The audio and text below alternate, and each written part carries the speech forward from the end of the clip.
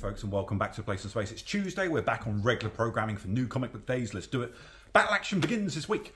Garth Ennis joins John Wagner on Rebellion Publishing printing War Stories once again. Love it. 5-issue mini battle action oversize. Of course, Rebellion bring you 2018. If you've ever read any of theirs, you know exactly what to expect. It's very cool. That looks fit. Chip Zdarsky is a man who's got a lot going on this week, no less so than this, Batman 136, which is nearly sold out, folks. If you haven't been getting your pre-orders in, do it. They're really super useful. This brings now, let's say, I can never remember his name, and obviously, of Grant Morrison, illustrious creation, no less so because he wears purple, yellow and red, because only Grant could bring you that. That looks to be a very interesting new direction for everything Batman in the wake of failsafe, shall we say. So, yeah, we want to see where that one goes. Thank you, Mr. Chip. Looks good. Speaking of Mr. Zdarsky still, this brings his current iteration of Daredevil to a close. That's issue 12, bringing that storyline to a done. And, of course, it's just about to relaunch as well as this.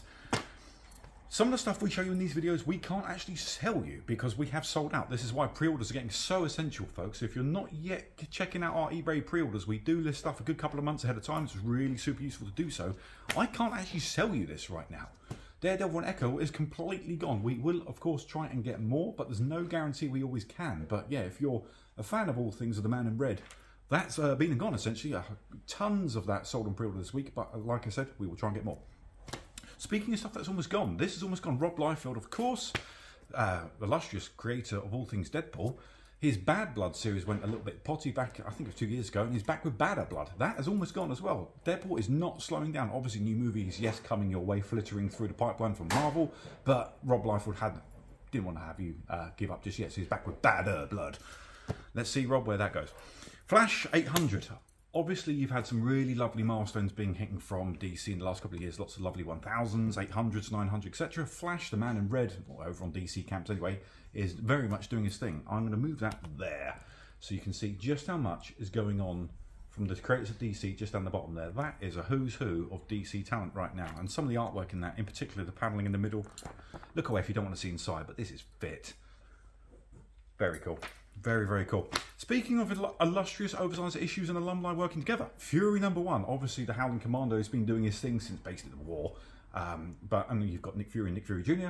Marvel bring you a bit of a who's who about the super spy himself. So let's see what that does. Oversized little one-shot issue there. Lovely stuff.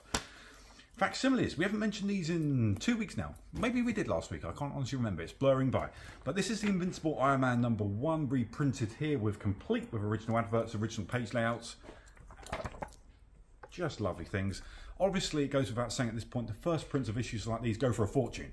So any facsimile, whether you see it upcoming on the market or new just out, chances are it's worth picking up just because you can grab yourself an absolute piece of history for a fraction, and I do mean a fraction, of the original price of what these go for. Very cool. Al Ewing, not Al Ewing, we're going to talk about Dan Waters. Al Ewing's coming up in a bit. This is Loki #1. Now, Russell Dortman is not on the art on this, but blow me down. This is, I love Russell Dortman. And this is some of the best Russell Dortman-esque panels, especially with those ice giants. That's Germain Peralta. Correct me on the pronunciation from the back there, Chief, if I'm doing that wrong, but I'll just go for Peralta for now. That looks absolutely lovely. There was an absolutely barnstormingly incredible art germ variant for this. Have a little Google. We will try and get more, but that's gone on pre-order. But like I say, we will try and get more of the big guns this week. This looks crazy cool. I didn't know about this until about 10 minutes ago. Comic Still catches out every single week from Bliss on Tap Publishing, Mark of Death, Year of the Rat. Now, this is Ales Leon Nostos. Completely new to me. Didn't hear about it. The premise sounds awesome. His loved ones die, his family dies, he wishes he can die, but he cannot. What comes after is an absolute life of utter revenge. I really can't show you too much of this at all. Have a quick peek, but don't look too long, especially if you have kids. Super bloody. Looks to be absolutely phenomenal. There is this coming soon, so it's not a one and done. You've got the Mark of Death on its way very soon. Check that out. We've got about 5 copies going on eBay in about a couple of minutes. That will not last for very long.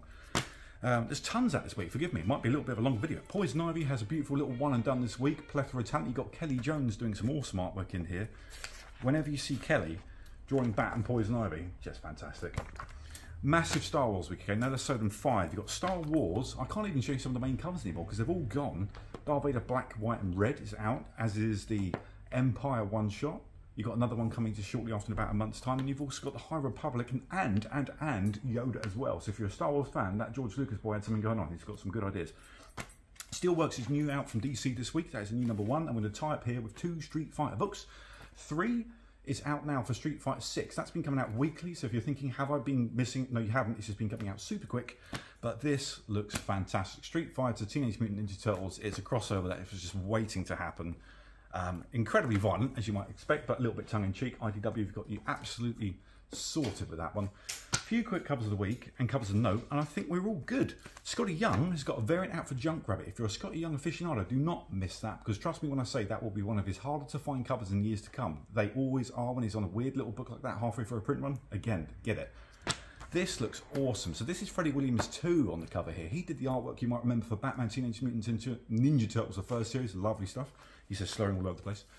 Art Germ's back with a Storm variant there. That's Storm's new series out this week as well, folks. There's so many out this week. I'm not going to be able to cover everything, so get looking for the eBay listings. There will be some more that I have not yet mentioned, undoubtedly. Gabrielle Delotto chimes in with Batman 136. Back to the Poison Ivy. This is Frank Cho delivering one of the ones in the way he can, which is an absolute corker. Love the art little deco styling going on there.